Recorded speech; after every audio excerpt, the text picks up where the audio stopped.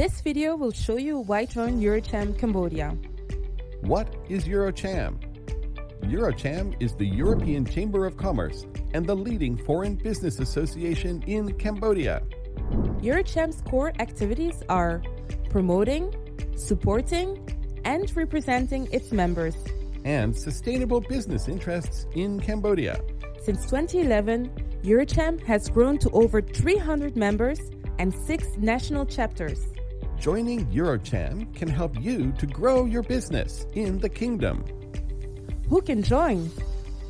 EuroCham is open to everybody. Locals and foreigners, companies, small and large, and individuals are all eligible to become EuroCham members. We are looking for new startups or small and medium-sized enterprises that are looking to grow. Why join EuroCham? EuroCham provides unique opportunities and events that help you network with like-minded people and organizations.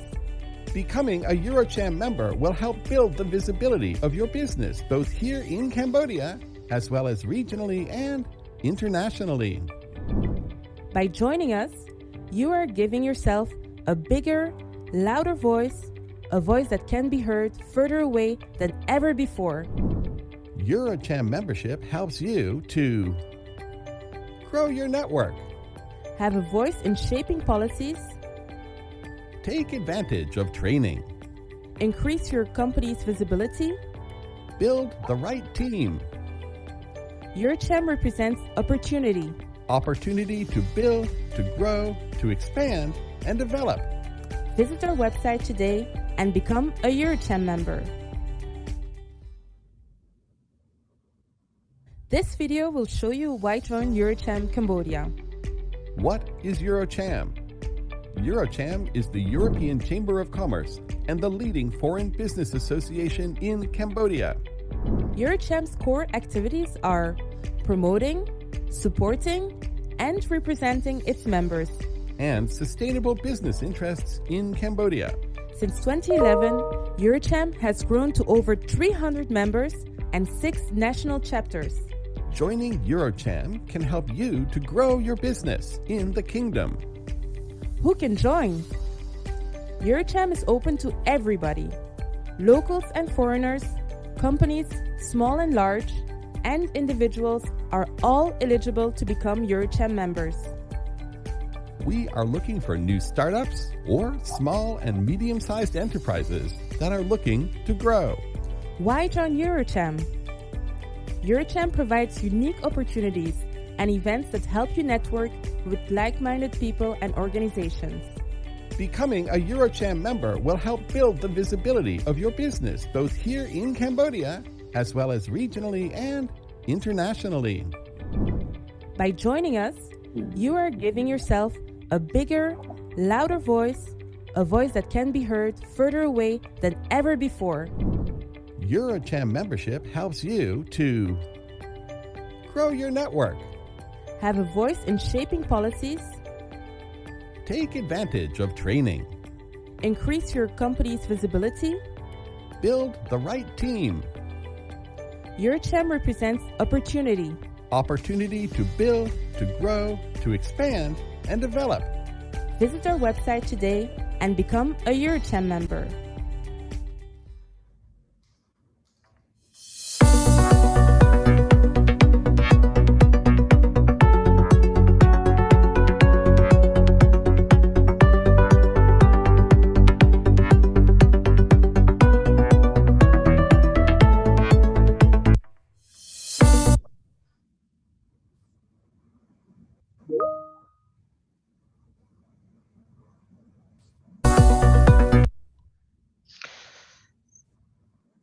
Okay, so ជំរាបសួរ និងអរុនសួស្តី ពីសភាពាណិជ្ជកម្មអឺរ៉ុបប្រចាំនៅកម្ពុជា So good morning guest speakers, members, partners, ladies and gentlemen, and welcome to EuroCham Cambodia.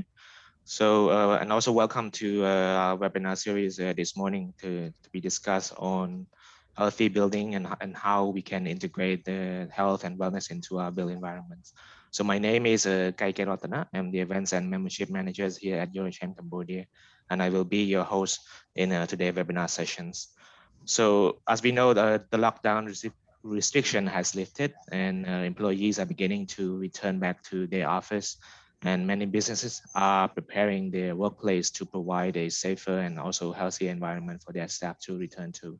And I believe it's even more important during this COVID pandemic. So without any further delay to our agenda today, we will be together roughly around 1 hour and 15 minutes, covering a presentation from our guest speakers on what is healthy buildings, its relevance, benefits, and also looking into different case studies. And after, we will also open a panel discussion and also discussing on the importance of designing, constructing, and also operating a healthy building. So our panel will be joined today by Mr. Alessandro BISAGNI, founder and president of BIN Corporations, Mr. Carlos ESTEVEZ, director of the factory Phnom Penh. We have also Mr. Svien general manager of JOHAN Cambodia, which the panel will be moderated by Dr. Susanne BODACH, the newly elected chairwoman of EuroCham Green Business Committee. And last but not least, we will also hear an update from Cambodia energy efficiency competitions. All right, so I would like to take this chance to quickly thank our Platinums and Gold partners for their support and trust to EuroCham throughout the years. And also specifically thanks to today's sponsors, PEB Steel. So PEB Steel is specializing in the design, fabrication, and also erection of pre-engineered buildings and still the structure for all kinds of industrial building. They also have successfully delivered more than 6,000 buildings in more than 55 countries, and also committed to green building by using eco-friendly materials, energy efficiency design and materials, and also improve indoor environment quality and conduct with clean and green construction site. All right, before we move to our welcome remarks, just want to remind our audience to always feel free to drop any comments or feedback in the chat box, while at the same time, please drop your questions in the dedicated Q&A box below, because later on we will try our best to answer your question during the panel discussion. So I would like to invite Mr. Denis SAINTE-MARIE, Executive Director of EuroCham, for his short welcome remarks. Thank you very much, Ratanak, for your introduction and a clear guideline that you have provided to all of us. It's my great pleasure to welcome all of you to this particular webinar. So good morning, everyone. The COVID pandemic has generated changes in consumers and business behaviors that are likely to sustain. It has obviously negatively impacted most of the industries. This crisis also has increased the interest in other sectors, such as agriculture, ICT, and new technologies, but also has outlined the importance to consider new approaches in favor of a more sustainable production and consumption, pushing for the adoption of new processes, standards, and certification.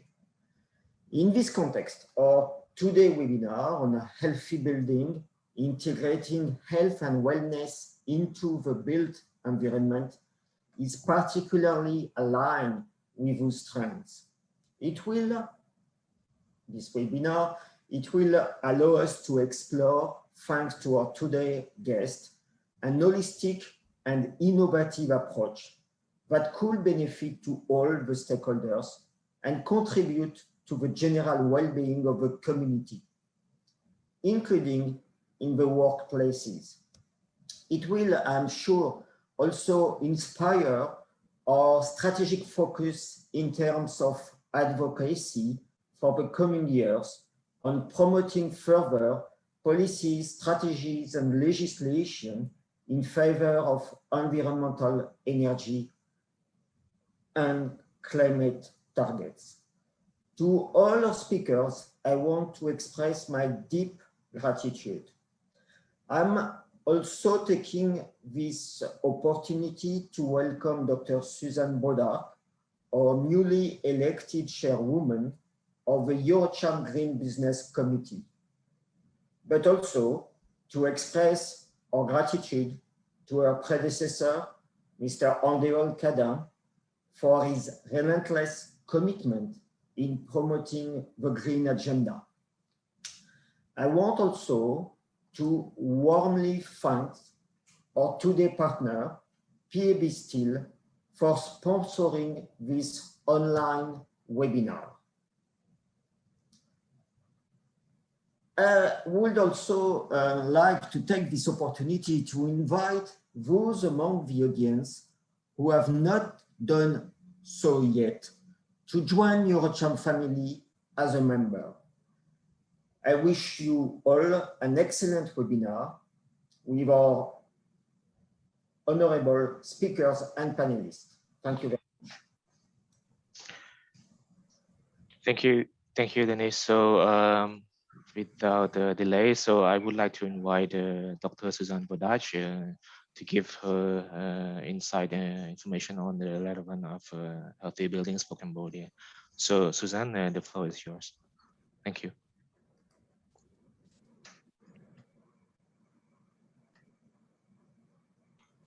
Thank you so much for this introduction.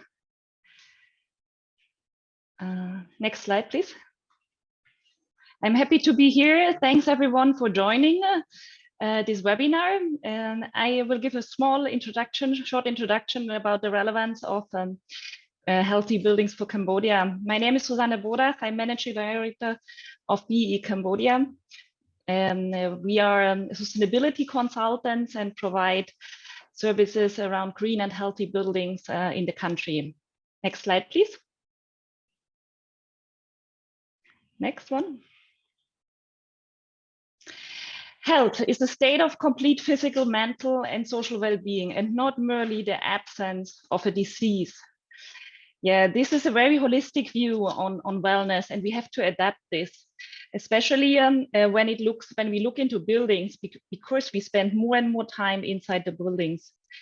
We need to build in such a way that allows us, our spaces, not only improve our physical well-being, but also our mental state, and that we reduce stress and improves and foster social interaction and wellness.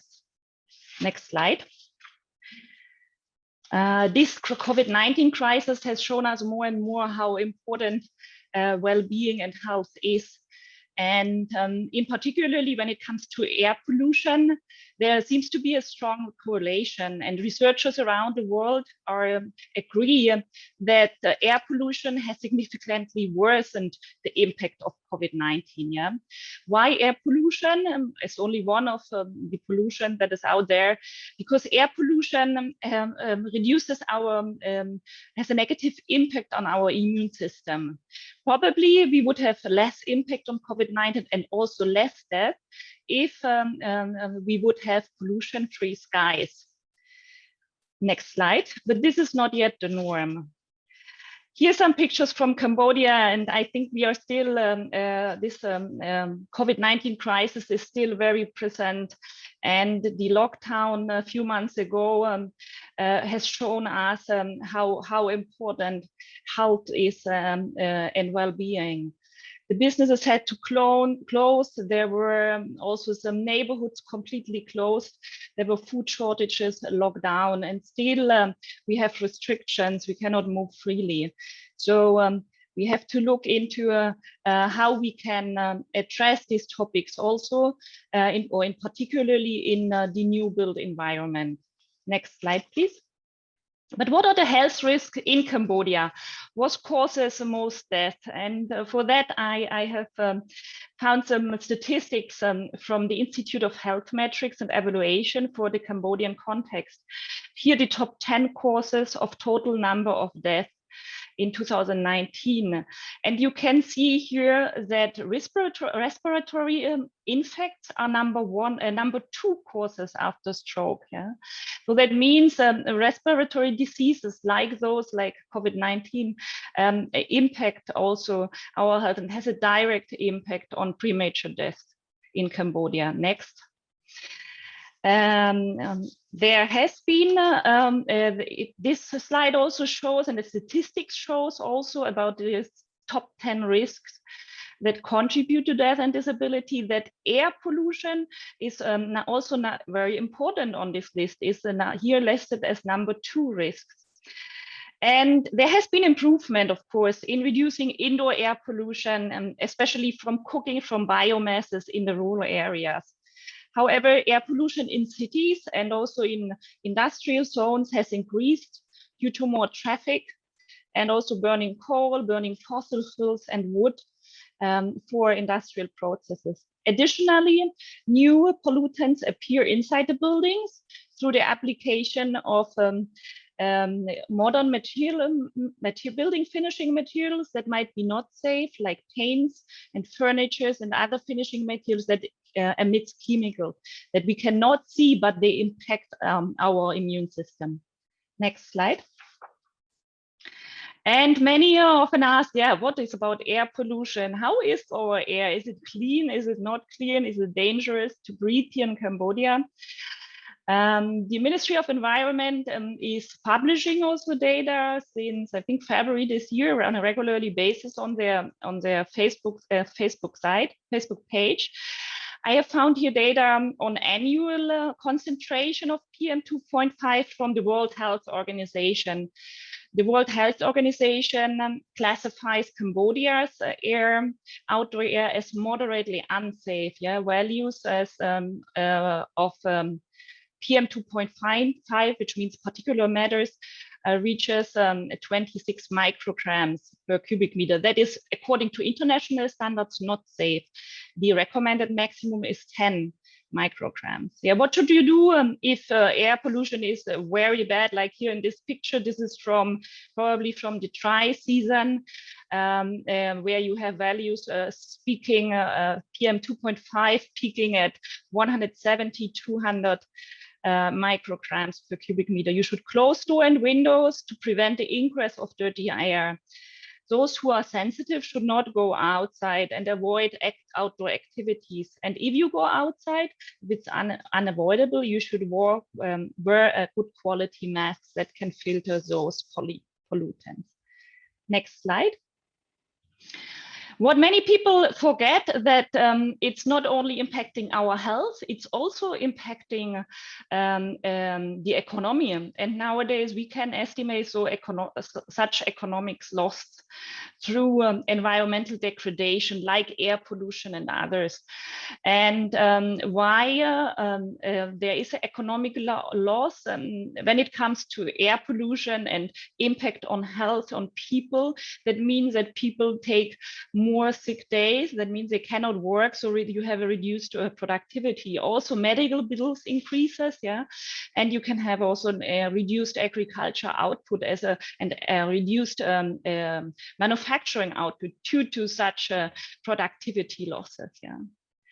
However, air quality is not the only aspect of healthy building. I have highlighted it here in the beginning for Cambodia because it's an often discussed topic that I see. And we will now hear from our next speaker what other aspects are important to design, construct, and operate healthy buildings. Thank you for your attention. Next slide, please. I would like shortly to introduce our next speaker, Mr. Alessandro Bisani. He's the founder and president of BE Corporation. And BE Corporation, as mentioned, is a sustainability engineering consultant. And we provide specialized services to design, operate, and certify green and healthy buildings. Over his career, Alessandro has managed more than 400 green building projects across 30+ countries, and he has received multiple awards from well-known institutes that, for example, the International Well Building Institute for his work on the WELL standard. WELL is the most recognized standard on healthy buildings. He's also a living future hero, and he is a designated lead fellow by US Green Building Council. Next slide. Next slide, please. BE has offices in 14 countries over the world, but we have grown and headquartered in Hong Kong. We have grown in Asia, and most of our projects are here in Asia. And we have also now started providing services here in Cambodia. Next slide. We have 4 business divisions. One is on sustainability engineering consulting that is related with healthy and green buildings. We provide also smart building solutions, for example, air quality monitoring. We do building performance evaluation and provide services around choosing the right sustainable and healthy materials. Next slide. So now I will give the floor to Alessandro, who has a decade of experience on healthy buildings, and he will give us more insights about these topics and practical case studies. He will show how you can design, operate, and build a healthy building. Thank you. Over to you, Alessandro. Thank you, Susanne. Thank you for the excellent introduction. It's a pleasure to be here and be part of this webinar. So I'd like to start my presentation by telling a short story. So this photo here was taken by me on an early morning in 2013 in Shanghai. And as I was going from meeting to meeting, I noticed that the sky was unusually hazy, even for the standards of Shanghai. So I snapped this photo and went about my day, not really thinking anything about it. And as I got towards the end of the day, I started to feel not well. And by the next morning, I went to the doctor and was diagnosed with acute pneumonia. And what I had discovered later was that Shanghai was experiencing one of the first airpocalypse events, where particulate matter rose well above 500 micrograms per cubic meter, which is really as high as monitors can actually register. And this really shocked me because it was the first time that I had a direct impact on my personal health as a result of environmental impacts and pollution impacts that were happening because of human intervention. And this is when I really had a realization that I had been working on energy efficiency and LEED certification for my practice, but we really needed to pivot and to look at how buildings also impact the health and well-being of our occupants, and how buildings can protect us from events like this, which are becoming more and more common. So what we know now from the World Health Organization is that our genetics makes up less than 10% of what it means to be in a state of health. The majority of those impacts come from our physical and social environment. So this means, for example, if you have a very sedentary job and you're sitting at a desk all day, you're very likely to be inactive and potentially obese. If you have a very stressful environment at home, you may be more likely to have substance abuse like alcohol and tobacco. So our physical environment, meaning our community interactions, but also our buildings, have a direct impact on the way that we live our life and therefore also our state of health. The University of Toronto a few years ago conducted a very interesting experiment. They recreated the conditions of a call center. They took 2 groups of volunteers and had them run through a question list to raise money for a charity. All of the questions and the situations were exactly the same between the 2 groups. The only difference is that one group above the questions had a photo of a runner winning the race. And what they found is that the group with the photo was able to raise more money. So they conducted the experiment over and over again with exactly the same results. But what was very surprising is that in the exit interview, the researchers asked, did the photo have an impact on your performance? And everybody's reply was, what photo? So the moral of the story here is that just because you don't perceive something is having an impact on you, doesn't mean that it isn't. And when we look at buildings, this is exactly the same type of discussion. We spend over 90% of our time indoors. So it's very easy to see that those 4 walls around you are consistently having an impact on your state of health, whether you realize it or not. So we need to change the discourse of how we design, construct, and operate buildings and treat them as agents of health or agents of preventative healthcare. And this is where standards such as the well building standard come in.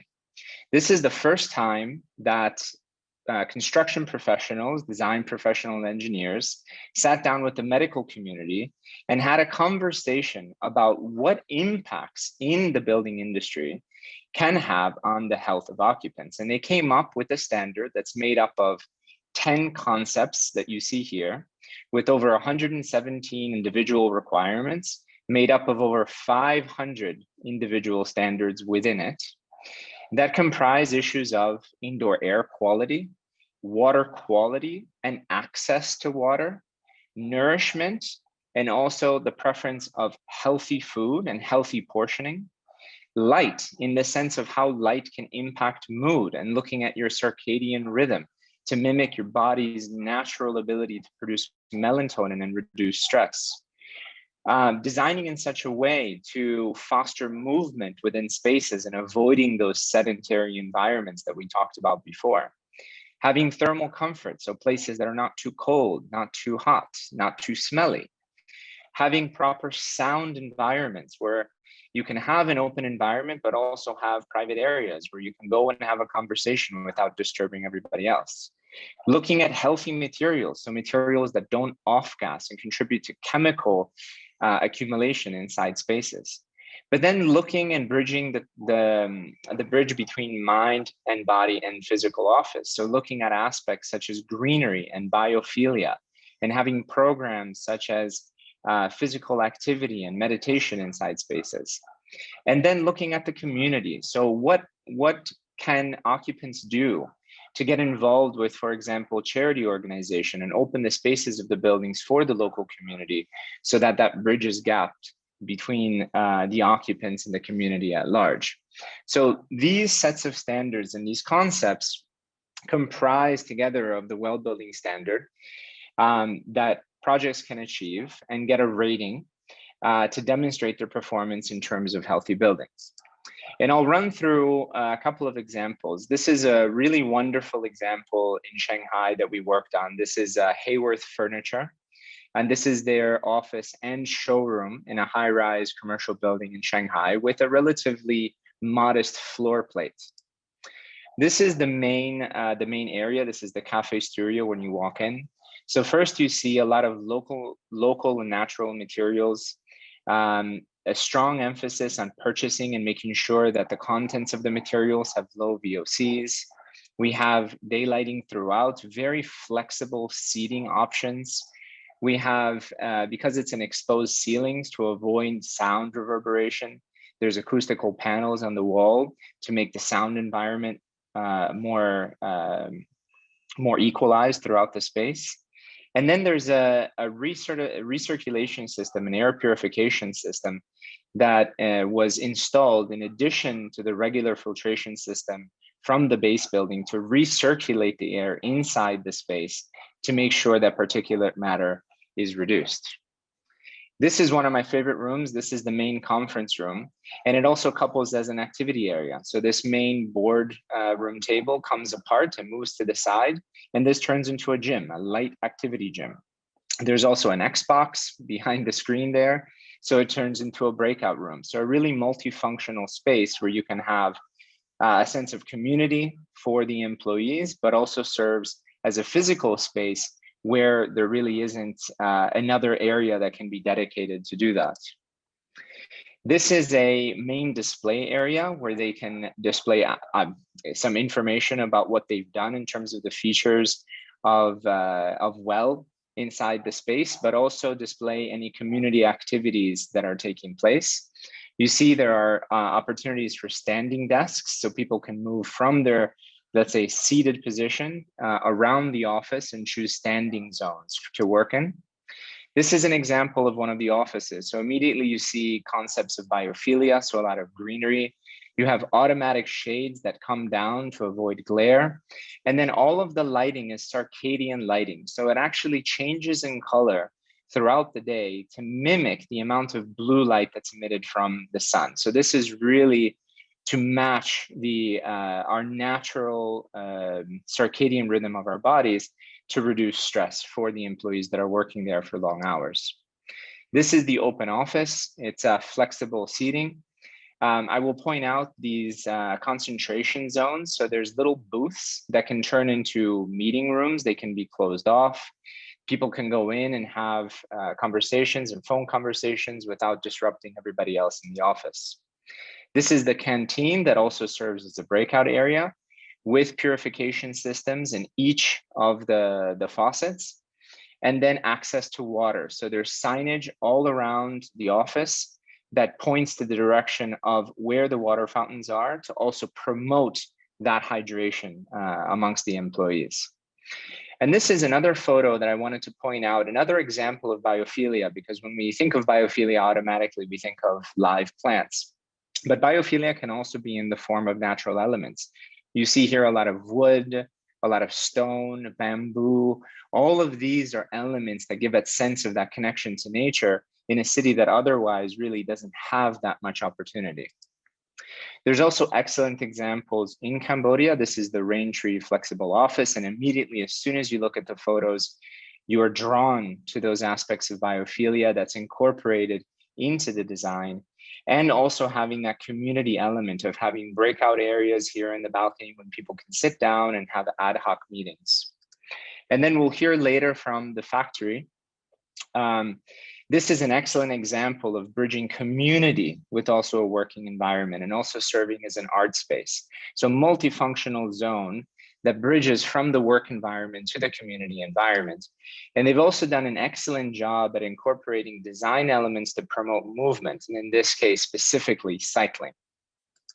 Now, shifting focus a little bit and talking more about COVID and the impacts that COVID has on the built environment. If you follow any of the news from Hong Kong, you'll see two very famous events that happened, two waves of COVID that hit. One in a Chinese restaurant called Mr. Ming inside one of the most high luxury malls in Hong Kong, and another was in a gym here on Hong Kong Island. And these two outbreaks had one thing in common. The base building or the tenants were not providing sufficient fresh air inside the space, which meant that the concentration of virus was significantly higher and resulted in an easier infection that spread and caused the outbreak. Now, what was really unprecedented is that the landlord, which is New World Development of K11 Mall, canceled the lease of the Chinese restaurant directly because of this breach of lack of ventilation. This would have never happened in pre-COVID times. And I think that this is the beginning of what we see as a new normal in terms of how to define whether a space is indeed healthy and whose responsibility it is to ensure that the space is healthy. Is it the tenant? Is it the landlord? And how do you prove that responsibility? Now, one may think, these outbreaks were caused by lack of fresh air, so immediately we must bring in fresh air right away. But that's only part of the story, because as I mentioned in the example in the beginning, if you have significantly high outdoor pollution without proper filtration, you are causing detriment to the occupant health directly because of it. Here on the screen are two examples, one in Nanjing City, one in Suzhou City, so two cities that are geographically very close to each other. The only difference is that the one on the left was employing a medium efficiency MERV 10 filter, while the one on the right had a high efficiency filter. And we see that the high efficiency filter was able to reduce up to 50% of the pollutants, while the medium efficiency was only at 19%.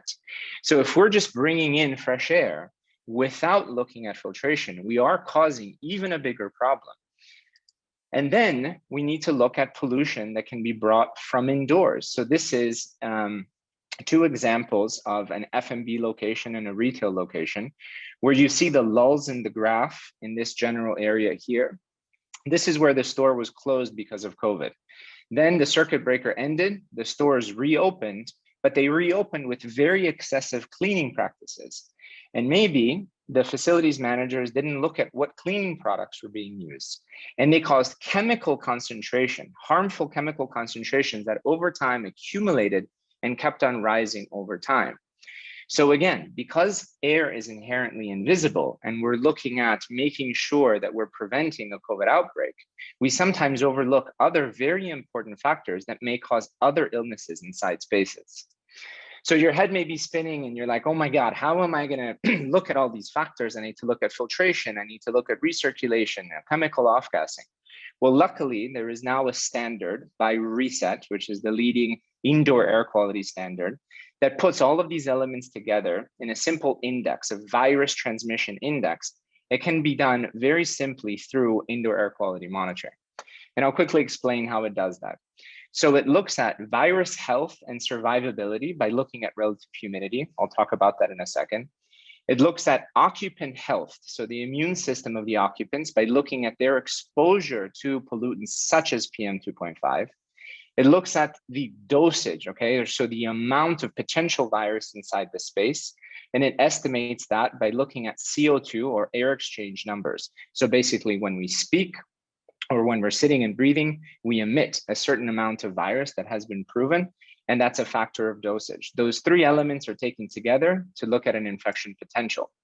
So relative humidity is incredibly important because viruses are essentially unstable and can't survive between 40 and 60% relative humidity. Outside of those areas, we're promoting an environment where a virus can strive. This is a horrible example of a school in Beijing on May 12th of last year. And May 12th is when China reopened. So all the schools reopened. This is the first day of school when all the students are back. Very, very high density of people inside a confined space with a relative humidity of 27%. So without looking at the element of particulates, you're looking at an unoptimized space. So you're putting people inside a space where the virus has a higher likelihood of survival. And without monitoring, without looking at that data, you absolutely wouldn't know that this is taking place. So the result of the index is a very simple percentage optimization and an infection potential that you can really easily understand and then pinpoint where your problems are. So now shifting focus in more of a broad discussion, obviously the costs of poor well-being are very direct. People are absent, people potentially may quit if they're disconnected with the organization, but there's a lot of hidden costs and costs that are difficult to quantify as well, such as presenteeism. So this is a disconnected worker that is physically there, they show up every day, but their mind is not there. They're not really putting in 100% effort. And this can result in up to 25% in loss of wages. So if we can build an environment that can reduce presenteeism and actually keep that employee engaged, we're going to have an immediate payback. And looking at actual numbers, when we look at the cost of operations of a building in total, our energy and rent amounts to about 10% only. 90% is really the HR side, the salary and the benefits. So it's easy to see that if you have a marginal improvement in employee engagement and satisfaction, your return on investment is going to be instantaneous. And then linking it finally to a broader concept overall, obviously, we're going to be experiencing more and more of these extreme climate impacts, like the air apocalypse event that I talked about in the beginning. And those climate impacts are going to impact buildings, and buildings are going to impact the occupants inside buildings. And most importantly, they're going to impact the most vulnerable of those occupants in a very negative way. So we need to look at buildings in the overall context of a changing climate. So how do buildings impact physical health, such as respiratory illnesses, mental health, such as stress, or even community health, such as disconnection with the community, or even a rise in violence. So when we look at designing buildings, we're really not just doing it for the single building, but we're looking at it for the community at large. Thank you very much, and I look forward to the panel.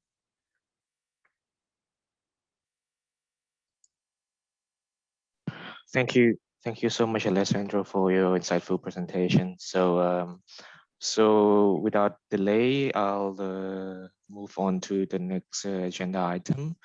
So we will be now move and start our panel discussions. And joining with Susanne and Alessandro will be Mr. Carlos ESTEVEZ, the director of the factory Phnom Penh. He will share his experience and his practical experience actually from his company, And also we are joined by Mr. Svien JOHAN STUB, the General Managers of JOHAN Cambodia. So Svien will also share how JOHAN is currently working and also to promote green building. So Susanne, I think I'll leave the panel discussion and moderation to you. Thank you. Thanks a lot, Denis. Thanks a lot, Alessandro, for these insights. I would like now to ask Carlos to explain a bit more about the factory. We have already seen a few pictures from Alessandro because it's really an innovative space. Carlos, the floor is yours. You have a few minutes to introduce what you are doing at the factory and what is so special and healthy about your space that you created there. Please. Thank you, Susanne, and thanks, Alessandro. I totally agree with a lot of the content of your presentation. In fact, I feel like a lot of the things that I personally put together based on my experience was really also placing attention from the building to the community. I have on one of my slides, I put healthy buildings equal healthy workers. And I think for us here at the factory, we have dedicated from the very, very beginning to have a community center space. Anyway, there is my bio for you to know more about me. And if we move to the next slide, I do want to, for some of you who might not know factory, just take you a little bit through the concept. This is 4 hectares of land. We come with 6 warehouses that have been fully renovated and transformed into creative facilities. I'm sure that you have visited at some point. If you haven't, we'll be pleased to show you around. We have a co-working space, there are art galleries, we have outdoor music events, we got a basketball court, we got gyms, we got multifunctional offices, as Alessandro was highlighting before. We do have some of those elements integrating nature into the space, and just the fact that we're renovating the warehouses is already a highlight for the visitors and also for the tenants. We have a library, we have a games room, and of course there is a little nap room here for take breaks that we highly recommend. On the next slide, I sort of want to bring up to you a bit of the concept. We work together with Bloom, as Alessandro mentioned before, and the main design and the main idea is based really on having people together. Like there is a photo there of factory in 2017, and there is a concept on the left side. And everything that we brainstormed back in the day with Corbett, founder of the factory, was basically for people to network. The idea of having a roastery, a coffee shop in the middle of factory 1 was basically with the intention of having people networking and saying hi to one another. It is very, very important for us to prioritize the community aspect. On the next slide, I just put a few bullet points on what is, from my perspective and my experience, the role of our buildings. As Alessandro mentioned it before, and I'll just go quickly through this, it is very important that, in terms of, on behalf of Factory Phnom Penh, to have these multifunctional facilities, to have places that are that can transform, that the layout is flexible. We have an open wall policy. We do build-to-suit offices where people, tenants, possible tenants have actually the opportunity to redesign alongside with us the office spaces. Our workspace, it's very, very flexible. We do believe in share amenities. We want people to interact. We have place kitchenettes and coffee stations intentionally at the end of the co-working space for people to meet up, for people to have a conversation. On the next slide, I just mentioned that we had also incorporated nature into the facility. We do want to highlight that I think we do think it's important to have breaks outdoors, and I think nature does gives you that sort of provides you that sort of a break necessary. On the next slide, I put a photo of our present community, of the present co-working space. where like has been, you have an example of this community center design. Some of the feedbacks that we constantly hear is that, there is never a dull day at factory. There is always something happening, either call it an art exhibition or just a community event that provides our members, that connectivity, and that's really important. On my next slide, I am also paraphrasing this, what Alessandro mentioned before, that we actually spend lots of time in our office space. We work here and we play here, right? We network here. We spend lots of time. So the role of a healthy building, it's extremely important for us. And it goes beyond the facility. I think that we have cross or check box some of these criteria that we mentioned before. For us is also about intentional management. When it comes to managing a facility, providing a space where people could actually take a break. If we move to the next slide, I just put an example of our members taking a little break, and one of our managers actually leading just a stretching session, just asking people to shake it off, to take a break from the little meeting or their long meetings and have a stretch. And on the photo on the right side, you guys can see some of our visitors at the library, which aims to provide that inspiration, which aims to provide also a more thoughtful break. And I finished with my last two slides. As I said before, healthy buildings equals to healthy workers. Some of these bullet points that I mentioned are things that we don't thoughtfully here at factory. But what I want to highlight is that the facility was curated and renovated, having community and people at its core.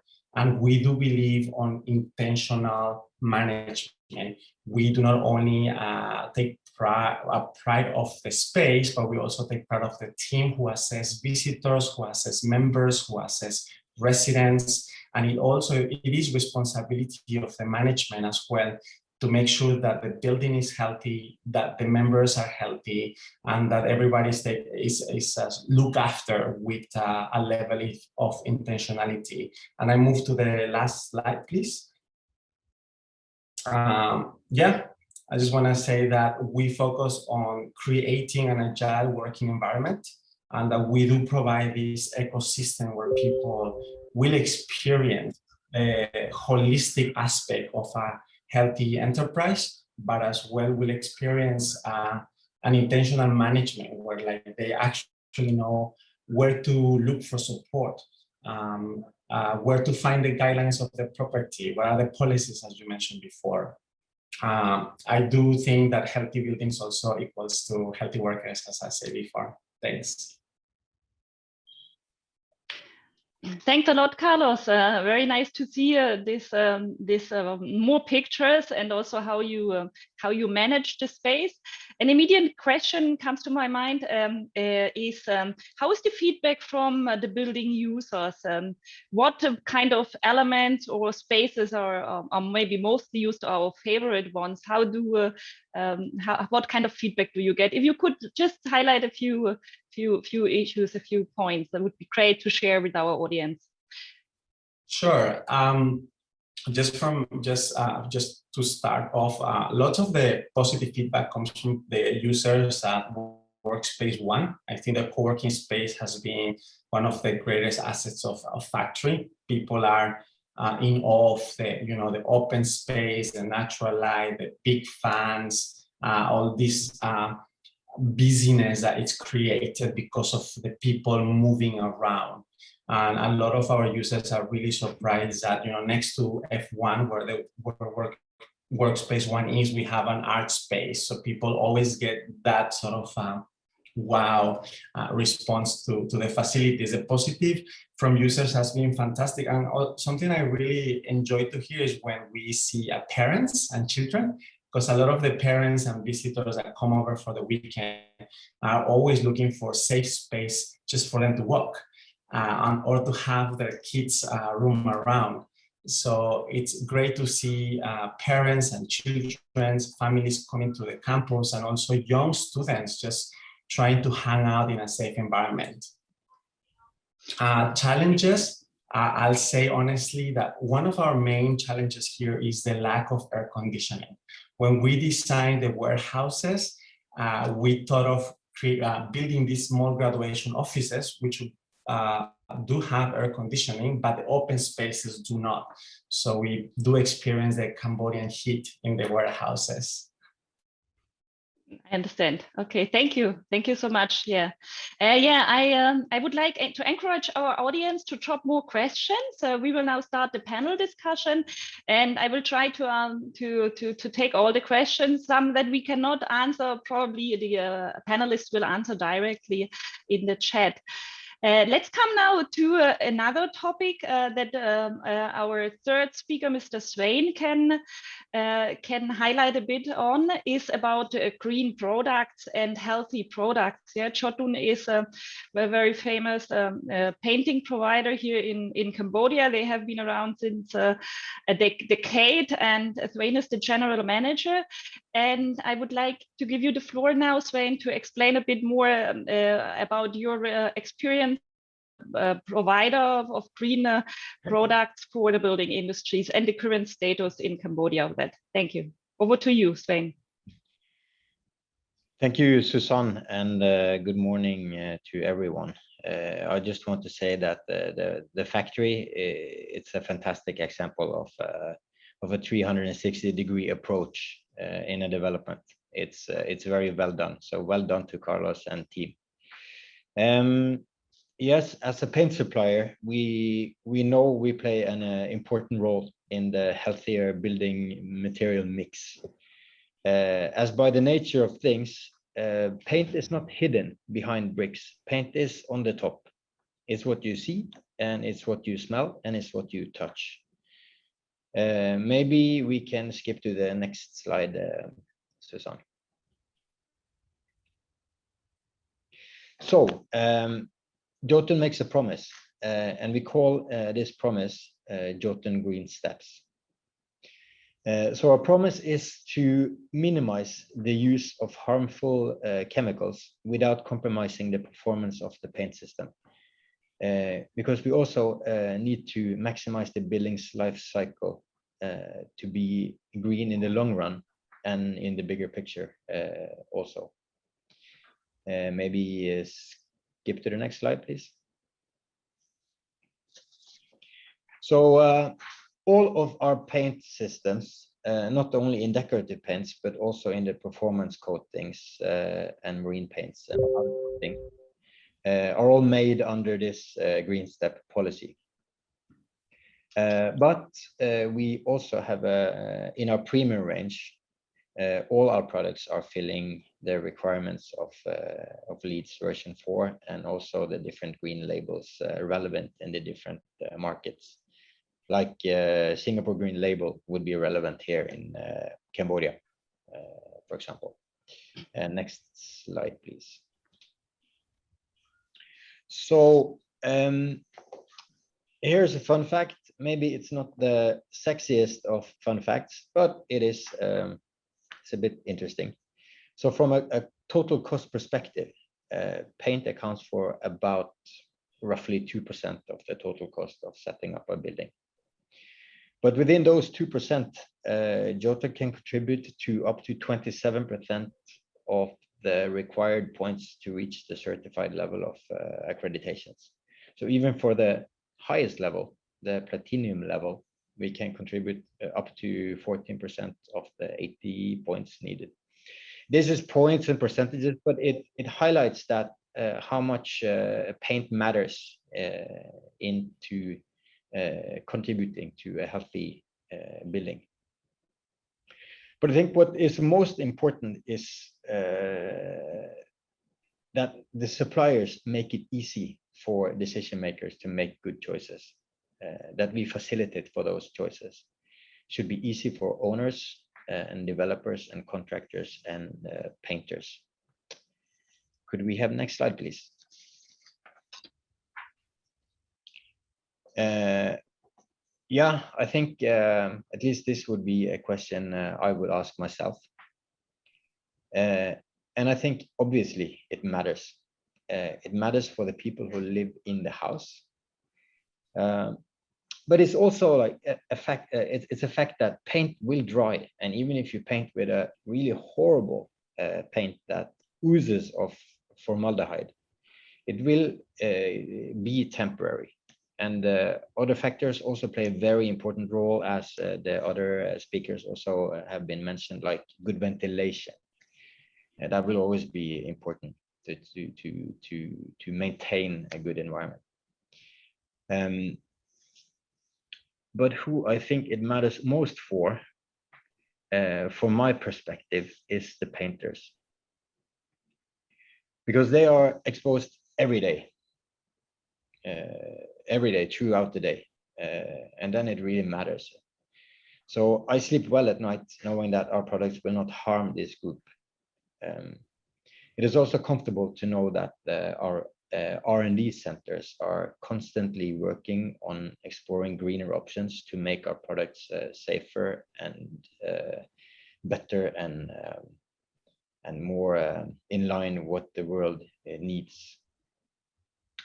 To finish up with some good news I came by is that green building construction doubles every 3 years. And that's proving this style is a growing trend. I think that's a very good trend. So thank you. That's what I plan to say in my little introduction. Thank you. Thank you, Svien. Thank you so much. Yeah, I also read in news today the first LEED version 4 certified garment factory in Cambodia. Maybe some of you have also seen. So I think here in Cambodia, as we are starting from a very lower point, I hope it even doubles more often. Yeah, it's great to hear from you, Svien, that you have this product in this greener products. But my question here comes into my mind: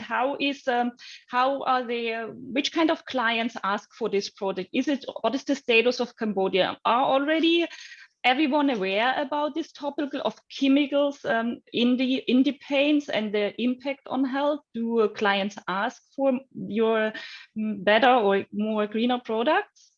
Can you just a few words on that? Yes, I can. I think there is a raising awareness in the market, which is good. What we generally see is that projects that are specified overseas in general is greener than projects specified locally, but with some good exemptions. Contractors are sometimes asking for, say, less smelly paints, and I choose to think that they are referring to low VOC paint. I think this question is coming from the owner through the contractor. Mm-hmm. But also we see that the homeowners, they always ask for different features like washability and durable colors and anti-fungi. But low smell or VOC is almost always on that list of requirements. And that, I think, is a strong signal that they care. I see. One question, are there any minimum requirements here, any standards in Cambodia that you must, and when you sell a product or market a product here, that there has been some minimum requirements on such topics? No, I would say no, there is not. And it could be, we see in different markets, there are different regimes to promote this. We see, like I'm from Norway. In Norway, we have if you build a building, you will enjoy a favorable tax regime if your building is reaching certified levels of accreditation. So it's less tax to pay. If you don't, more tax. So put simple, it's expensive to not go green. I see. So the government gives tax incentives if you build a green certified building, like, for example, you apply a standard like LEED. Yeah. Okay. Yeah. So in Cambodia, we don't see a lot of regulations and requirements. We don't even see it for passive fire protection, which is paint that prevents steel from melting and building collapsing. So no surprise, it's important in tall buildings. We see there is some regulations in active systems, but not for passive. Thank you so much. Yeah. Thank you so much. We have some questions from the audience. One participant agrees about the importance of green, of parks and playgrounds. And especially here in Phnom Penh, he mentioned that there are so few parks and green spaces. What kind of incentives, what does, the question is, what is your industry doing to promote and invest in green spaces near the building or through design? Maybe Carlos, you can answer to that. Sure, I take that. I mean, it's one of the just clear examples here at Factory. This might not be known as a green space, but the basketball court, it's an outdoor facility that I think provides that platform for young ones and family just to come and have access to it. There's free access to the basketball court. We do not charge.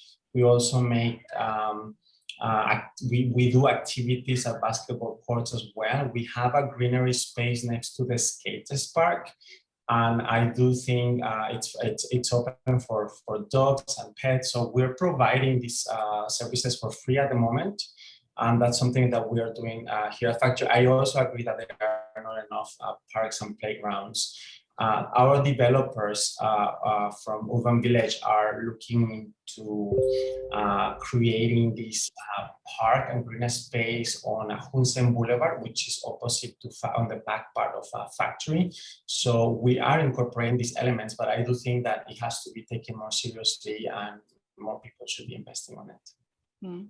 You want to say that more developers should mainstream this idea of also opening the spaces to provide public spaces for green for access for the whole community. Good, yeah, great. Another question here, maybe for Alessandro. What will be the driving factor more businesses and entities to start investing in green buildings, and have those investments in green building risen recently, especially here maybe in Cambodia or general in the region? I think that with a lot of developing markets for sustainability, it's driven by the private sector. When I started working in green buildings in China in 2006, there really wasn't much in terms of government incentive. But it was the private sector that was driving it, whether it's because there was stakeholder pressure to do it, primarily from international companies in China, or over time there was more demand locally for the definition of green buildings. And then something very interesting happened in China, that everybody was competing for the tallest building. Every city wanted the tallest, the biggest building, and eventually they ran out of firsts they can do.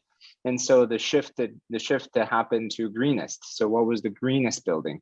And so that drove even further. And now there are incentives from both municipal, regional, and federal level here in Hong Kong as well. So I think with Cambodia, it's just a matter of time, but it needs to be initially driven from the private sector, and amazing projects like the Factory that are showing that there's actually a monetary benefit to it and a community benefit to it. And then I think that the government sector will follow. Thank you so much, Alessandro. Maybe adding to that and coming back to your presentation about this the WELL standard, this healthy building standards. From your project experience, which aspects and measures are most important for your clients here in the region?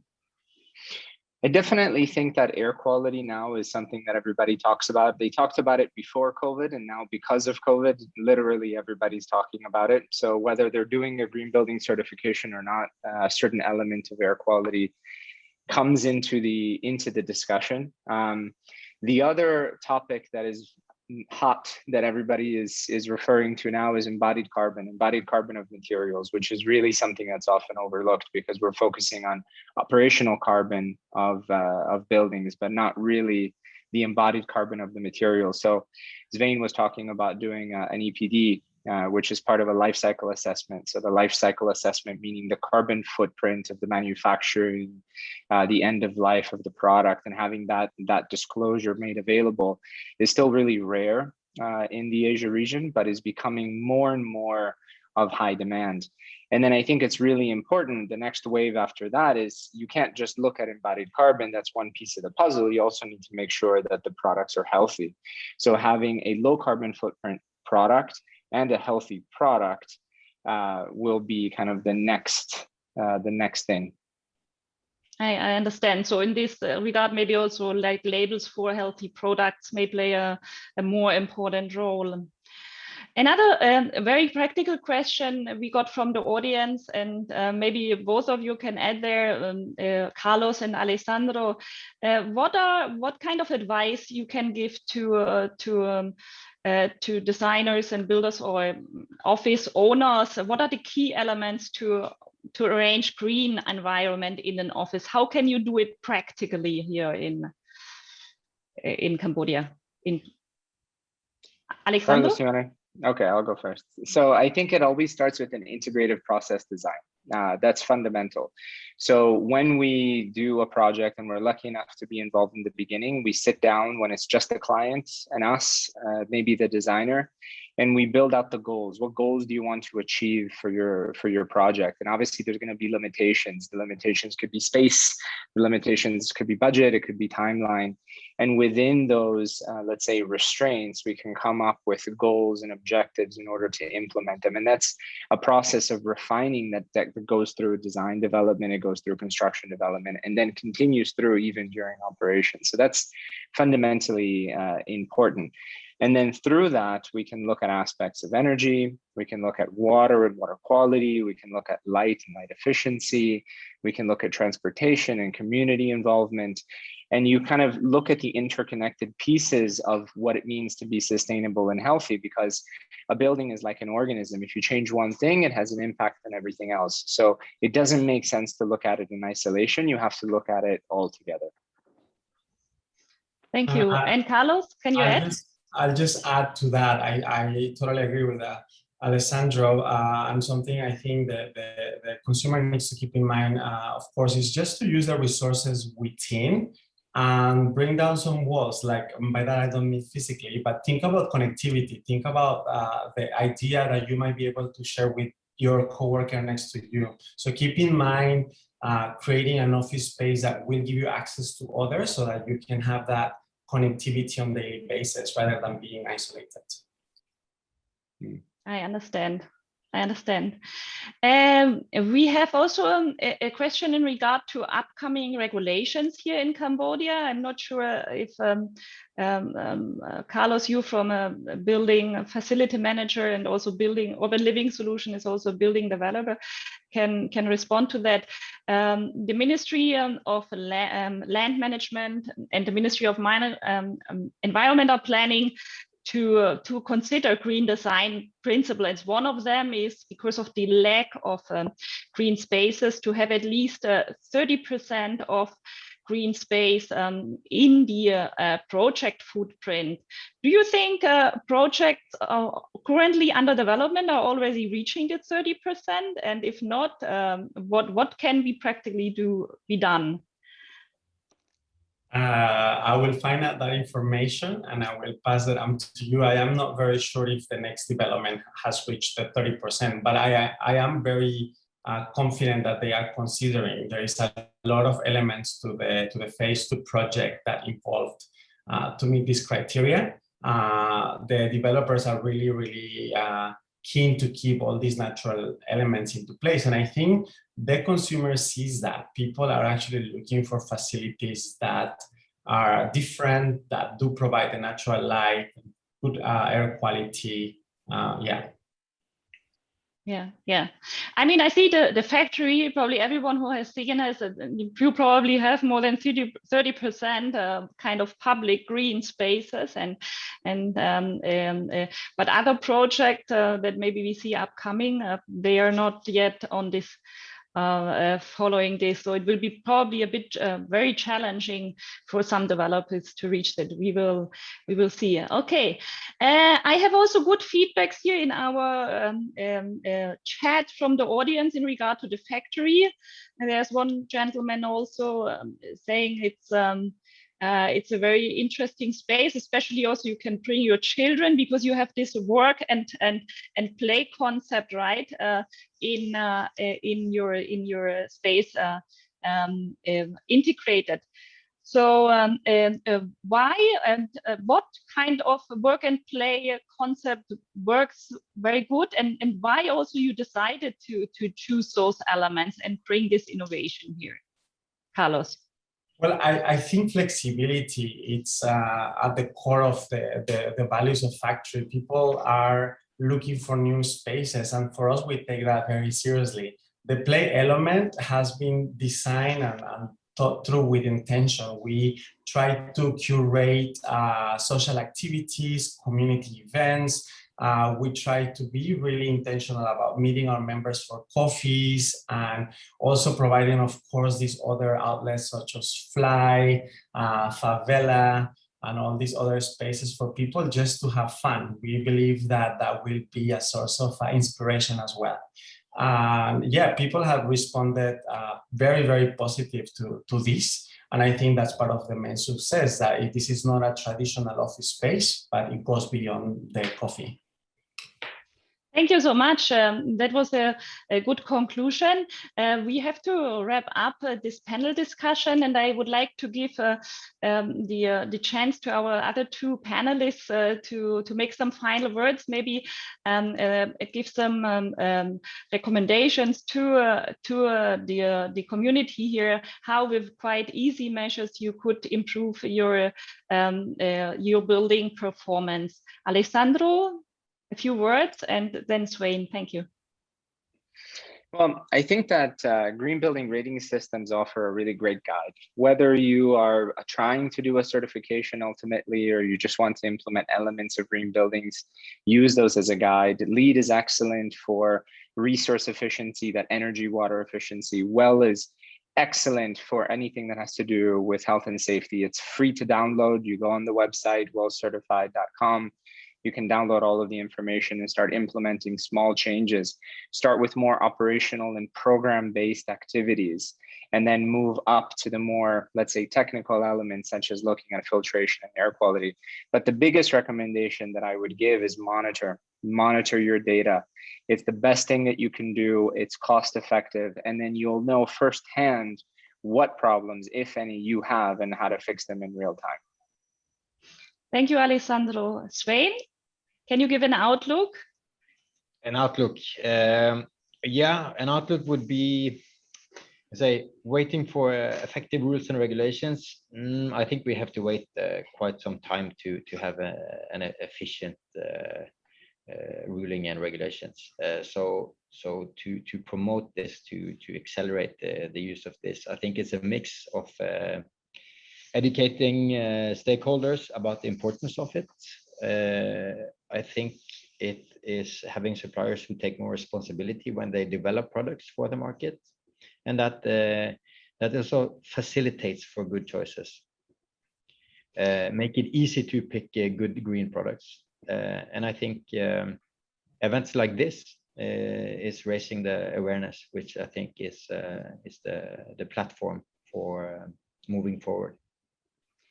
Thanks a lot. Yes, we will do this, and me in the function of the chairwoman of the Green Business Committee of EuroCham, we will for sure organize more events like this. Hopefully soon also again in person. We have still the upcoming Tall Building Forum that will be conducted hopefully soon once the COVID-19 situation has been back to more normal and we can do bigger events. And at the same time, we also planning to have our another green business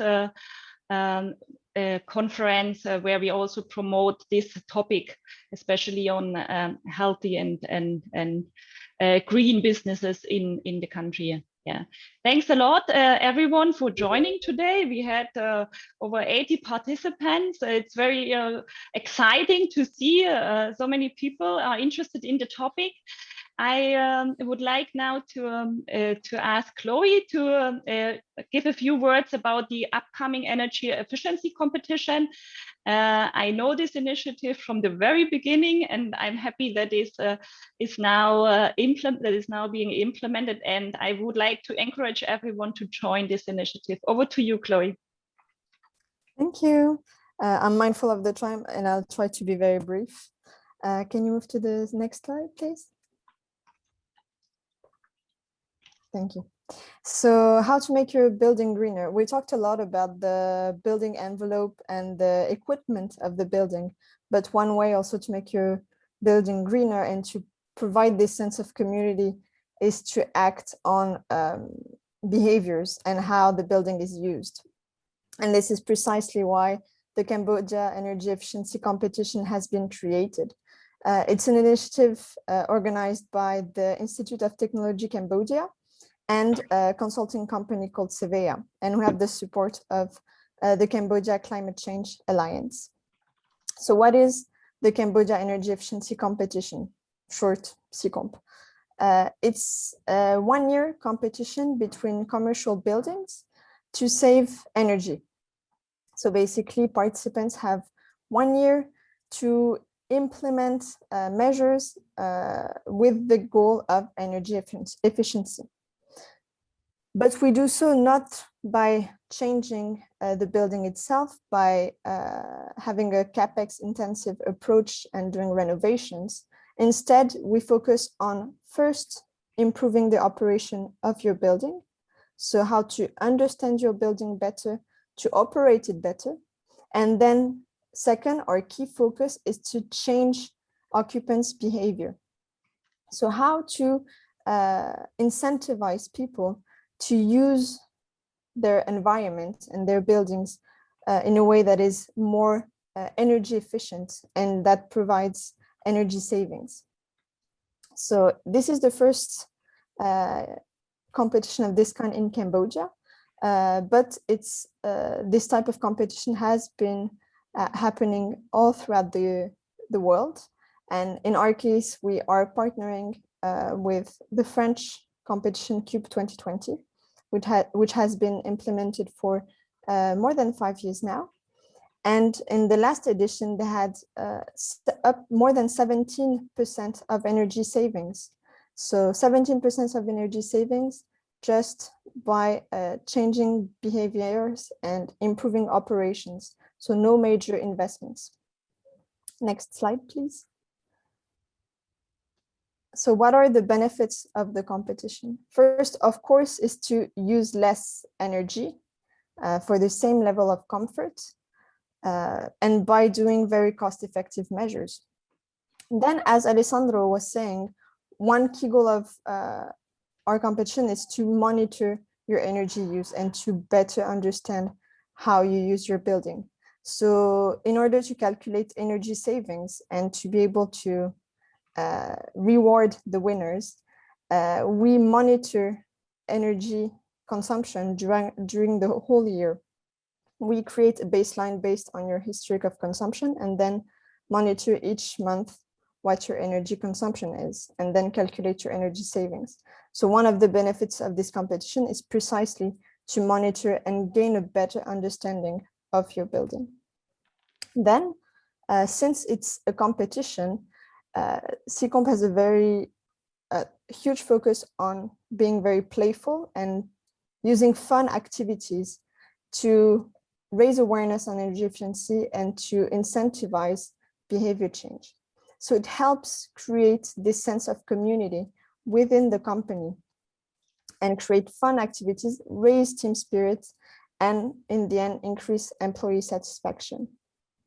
And the goal of CECOMP is to do so and to implement sustainable and deep-rooted habits. So something that will not only last during the year of the competition, but will last after.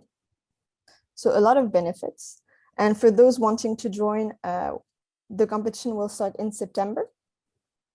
So hopefully by then, people will go back to their offices and be able to join the competition.